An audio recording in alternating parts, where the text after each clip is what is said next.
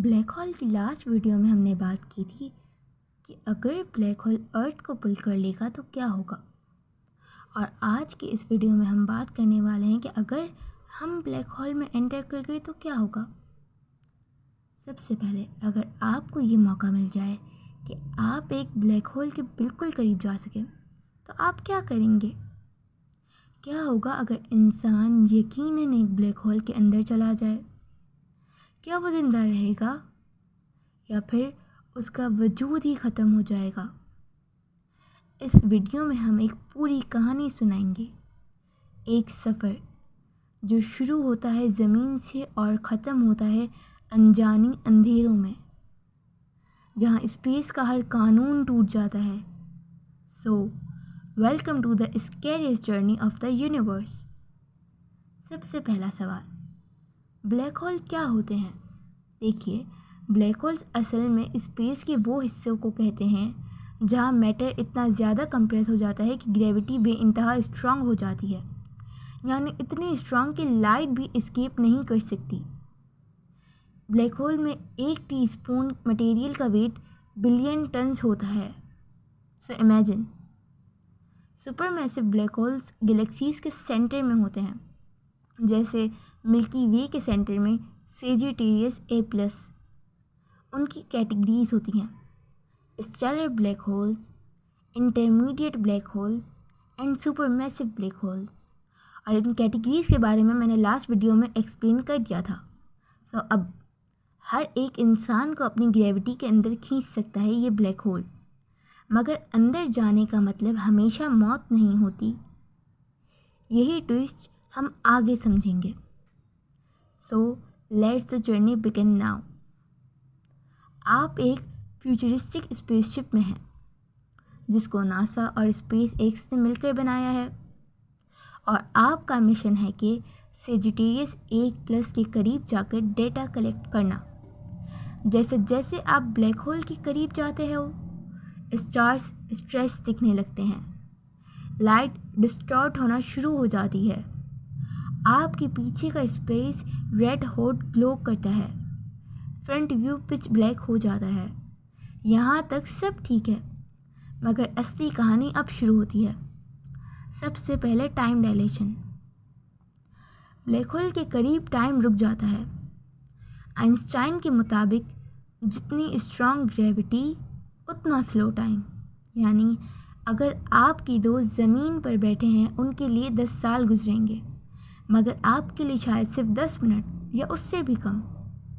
यानी आप फ्यूचर में सफ़र कर रहे हैं बिना किसी टाइम मशीन के, और ये साइंटिफिकली प्रूवन फैक्ट है।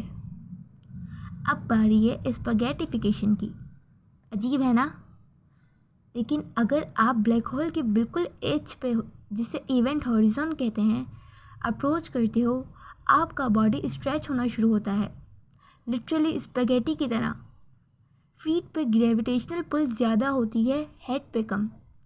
लेकिन और ये बहुत बड़ा ट्विस्ट है, सुपरमैसिव ब्लैक होल्स के अंदर स्पैगेटिफिकेशन नहीं होती। क्यों? क्योंकि उनका ग्रेविटेशनल ग्रेडियंट बहुत स्मूथ होता है। यानी अगर एक इंसान इवेंट हॉरिजॉन क्रॉस कर भी सकता है बिना पेन के, बिना रियलाइज़ किए, यानी नो स्पैगेटिफिकेशन, यानी आपको नूडल्स की तरह खींचना नहीं पड़ेगा और आप बगैर किसी दर्द के इवेंट हॉरिजॉन को क्रॉस कर जाएंगे। अब बारी है इवेंट हॉरिजॉन क्रॉस कैसे किया जाता है। देखिए, आप एक पॉइंट क्रॉस करते हो जहाँ से वापस आना इम्पॉसिबल है। इस पॉइंट को हम कहेंगे the no return zone, the point of no return. अब आप यूनिवर्स से ऑफिशियली कट हो चुके हो।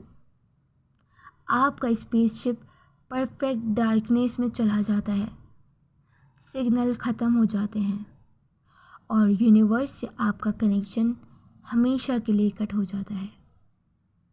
लेकिन आप जिंदा हो, और ये पार्ट सबसे ज़्यादा टेरिफाइंग है। Now the question is, what is inside the black hole. आखिर इस ब्लैक होल के अंदर होता क्या है। सो साइंस के मुताबिक हम एग्जैक्ट नहीं जानते कि अंदर क्या होता है, लेकिन 3 सबसे एक्सेप्टेड पॉसिबिलिटीज़ हैं। नंबर 1, क्वांटम क्लाउड थ्योरी, यानी कि आप एक extremely dense high energy cloud में चले जाते हो, जहाँ पे स्पेस फोल्ड होता है और टाइम कोलैप्स होता है, डायरेक्शन ख़त्म हो जाती है, आपका बॉडी एनर्जेटिक वेव्स में कन्वर्ट हो सकता है। नंबर 2, सिंगुलैरिटीज डोंट किल यू, यानी लेटेस्ट रिसर्च के मुताबिक सिंगुलैरिटी एक स्मूथ हार्मलेस स्ट्रक्चर हो सकती है, यानी आप फिज़िकली सर्वाइव कर सकते हैं। And number 3, worm hole theory, सबसे क्रेजी पॉसिबिलिटी, आप black hole is equals to एक डोरवे है दूसरी यूनिवर्स की तरफ, maybe a parallel universe. ये एक वाइट होल से कनेक्ट हो सकता है जहाँ से चीज़ें बाहर निकलती हैं। मतलब you enter a black hole, you exit from another part of the cosmos, another world, another journey, another life. Future humans और ब्लैक होल्स का क्या कनेक्शन होगा? अगर टेक्नोलॉजी एडवांस हो जाए तो ह्यूमंस ब्लैक होल्स का use super computers की तरह कर सकते हैं। एनर्जी जनरेशन इजीली हो सकती है हॉकिंग रेडिएशन की तरह। टाइम ट्रैवल हो सकता है रिलेटिविटी टाइम डायलेशन की वजह से, और मल्टीवर्स यूनिवर्स का ट्रैवल हो सकता है वर्म हॉल्स की वजह से। ये सब थ्योरेटिकल नहीं, एक्चुअल फिज़िक्स पर बेस्ड है। और अब सवाल है कि क्या ब्लैक होल में जाने के बाद इंसान ज़िंदा निकलेगा?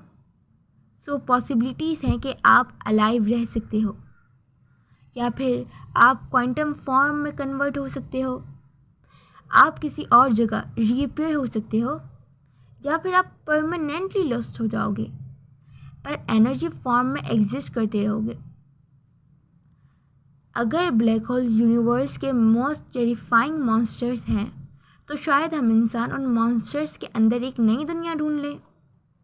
एक ब्लैक होल का सफ़र मौत का सफ़र नहीं, बल्कि एक नए यूनिवर्स की तरफ पहला कदम हो सकता है, because every ending has a new beginning. So मिलते हैं नेक्स्ट वीडियो में, तब तक के लिए बाय बाय।